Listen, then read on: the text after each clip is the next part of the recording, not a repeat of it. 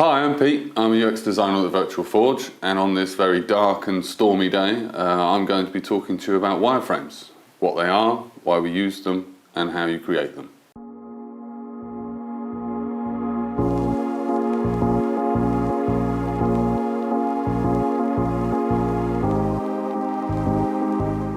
One of the most important steps of great UX is wireframing. Life is just... What is a wireframe? It's a set of images which displays the functional elements of a website, and it's used for planning a site's structure and functionality. Why do we wireframe? Wireframes are used to share your vision of how a site will function with the rest of your team, and these can then form a really strong visual piece which you can pass on to the client as well, so they can get an idea of where you're going with the project. You can tweak these and make changes really quickly and easily, which is a great help before you start sinking hours into design. Where do you start with wireframing? The first thing to do is to understand the requirements from the client, and the best way to do that is in a face-to-face meeting. This helps you quickly clear up what they're looking for from the application and get a feel of their ethos and their main drivers. The three main things you need to understand are: what is the purpose of the application, how many different types of users will there be, and what are the expected user flows. Why these questions?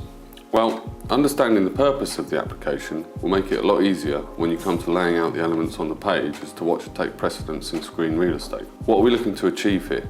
Are they looking for a form to be completed, a number to be called, a product sold, a function completed? What is the goal of the application? Knowing who the different users are will help you determine how many screens you're likely to need in certain cases.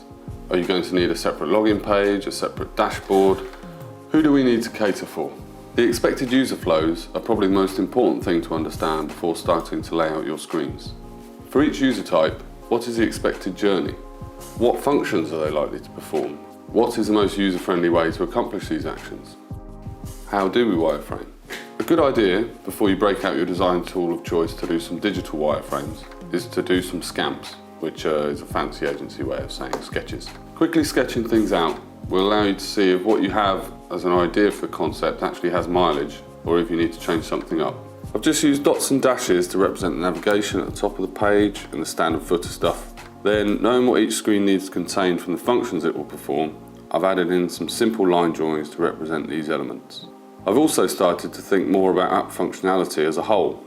For example, I've added a step in between the home page and the search results page to allow time for the API to return results. The important thing when doing your sketches is to make sure that all the page elements are accounted for and that they are positioned in such a way that makes most sense to your user. It's also a good idea to give each page a reference number. These can then be used to make your life easier when discussing the project with the digital designer, client, or your developers.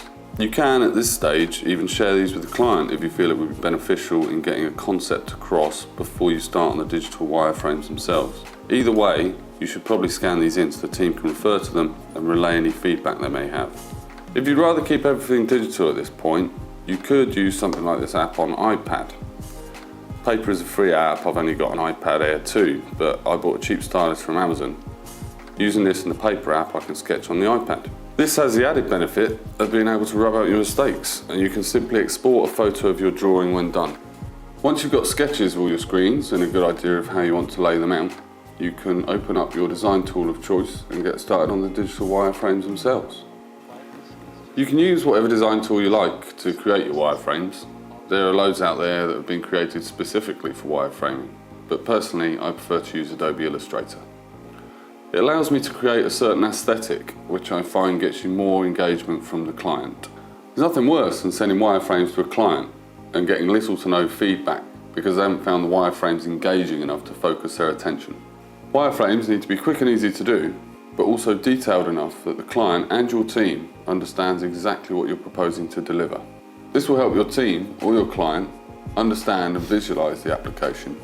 And for your team, it's an opportunity to really pick over the details at this stage and make sure that you've thought of everything.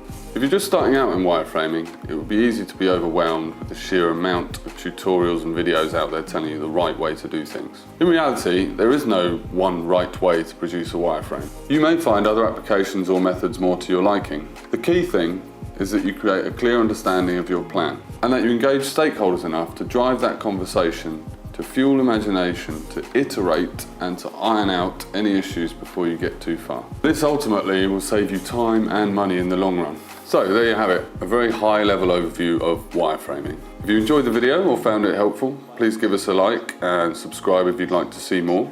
If you have any questions or comments or your own project you'd like to talk to us about, you'll find our contact details in the description below. I'm Pete, and that's it for this edition of Blog Talk. You